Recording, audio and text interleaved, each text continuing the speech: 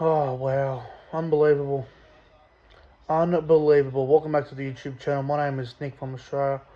And welcome to the Catalans versus St. Helens semi-final review. Now, I will admit it is pretty early here in Australia. It's like 8 o'clock in the morning. And yeah, got up real early for this one. This game was at 6 a.m. The semi-final between Catalans and St. Helens. And, well, it's finally happened. St. Helens' dynasty is over. The Catalan Dragons have conquered Saints. Saints were looking to win their fifth grand final in a row, and they have fallen a game short of the grand final by losing to Catalan over there at Perpignan, 12 points to 6. Absolutely incredible scenes. I mean, you can see if you watch it on Fox or Sky Sports, the Catalan fans are going berserk. They're on the field right now, going berserk. You got Sam Tompkins emotional. You got Steve McNamara going mad. Unbelievable scenes over there. Well, just quickly, if you're new around, don't forget to like the video and subscribe to the channel, and let me know your thoughts on the game in the comment section down below. Now, we'll do a bit of a quick review on it. Fucking hell, it's pissing down rain. First 20 minutes of the game, I thought was really physical, really tough. There was a no try to, I think it was Johnson. It was a tough call for mine. I thought I should have given that. So, pretty unlucky not to be up 4-0 early on, Catalan. Anyway, ended up 2-0 at half time, Catalan. I thought the first half was extremely tough. Very physical game of football. Both sides, defensively, were a lot better. Attack-wise, both teams weren't really all there with attack. It was a really physical, tough game of footy in that first half. There could have been a few tries in that first half, but it ended up being 0-0 for the most part. Then there was a penalty to the Dragons from about 40 metres out. I think Adam Kieran kicked the penalty off him off a fair way out. The Catalans went up 2-0. We get to half time, and I thought St. Helens did pretty well for it to only be 2-0, considering if you go back and watch it, Catalans were definitely the better team in that first half, but St. Helens were, they were definitely, they definitely did well to be only down 2-0, considering how Catalans were playing, how dangerous they were looking with the football, how good their defence was. I thought St. Helens' defence was simply outstanding in that first half. So I think 2-0 was fair for Catalans, but it felt like it should have been 6-8-0 up at half time. Wasn't to be though. Second half begins. It's obviously only 2-0. And St. Helens go down the left-hand side and they bring in Hopewade. He goes through a bit of a gap there. Hopewade scores the first try of the game early on in that second half. St. Helens go 6 points to 2 in front. I'm like, shit. This is where Saints could go on with this. They could really kick on and show their experience in big games and go on with the job here. But to Catalan's credit, they kept fighting. And when it was 6-2, Saints, Catalans, they got a penalty about 25, 30 metres out. And instead of going for the try, they went for the goal. Because it was one of those games where if you're down by 4 or 6 points, you go for penalty goal. It's not the worst decision because the game will get closer and it's a really tight game. So I didn't really mind Catalans going for goal. So it was 6 points to 4. Saints still in front.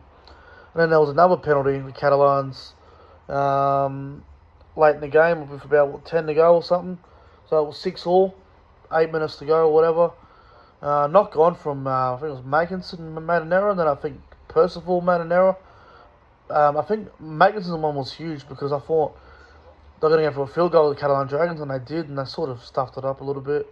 They rushed it, and then we all thought, oh, here we go, Saints are going to survive here, and Percival ended up dropping the ball, I think, and then they're going to go for it again. Tompkins sort of,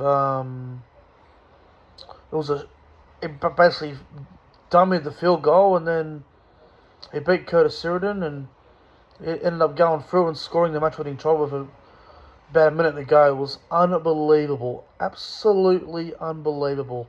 Sam Tompkins, who will retire next week in the grand final, scores the match-winning try at home in France to get Catalans through to the grand final. Absolutely incredible. Now, I just want to talk about the sin bin quickly. With about 8 minutes to go, which there was a penalty to the Catalan Dragons to level up at 6-all. There was a penalty there where there were, I think it was 2 or 3 Saints players. One of them had their leg stuck in the ruck with another Saints player. Look, okay, yes, it's a penalty, and that is the right decision, but sin binning them, professional foul, I can't agree with that. The professional foul was bullshit. That wasn't a sin bin. That was a really tough call. Tough call against Saints, but in saying that, there were a few tough calls against Catalans, especially in the first half. The Matalia swinging arm, that should have been a sin bin. The no try that Catalans were disallowed with, that was bullshit. So, I know there's a few Saints fans on social media pissed off, but, you know, it evened itself up at the end. You know, the no try early on to Catalan, that was disallowed. Then you had the Matalia tackle, which should have been a sin bin, and then you had the professional foul, which I don't think it was a professional foul, but that's just how it goes sometimes.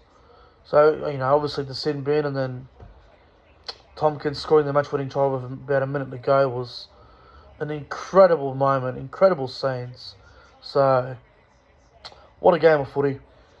Definitely not the highest of quality as terms of a rugby league semi-final, but both teams went out there. They went absolutely nuts.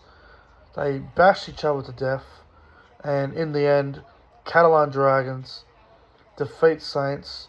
The Dynasty is over. They lose James Roby, which is a huge, huge loss. I think Saints can obviously keep their heads up high, but it's good and refreshing for the comp to see someone new get through to the grand final. Now, I've got nothing against St.Helens. I think they're an incredible club. I was cheering for them at the World Club Challenge earlier this year when they beat Penrith. I was there. Unbelievable with the Saints supporters, but it's just great to see someone new in the big stage. So it's either going to be Catalans Wigan or Catalans Hull KO in the grand final. So I'd love it to be Hull KO and Catalans. I think that'd be outstanding. But nah, what a great, tough, physical game of footy, and Catalan Dragons through to the semi-final next week. My player of the game, it's tough to pick because a lot of them were playing really well, but I think I'll go with Sam Tompkins. I thought he really stood out at fullback for Catalans. Tyrone May had a really good game as well. You know, great game of footy, man. Great game of footy.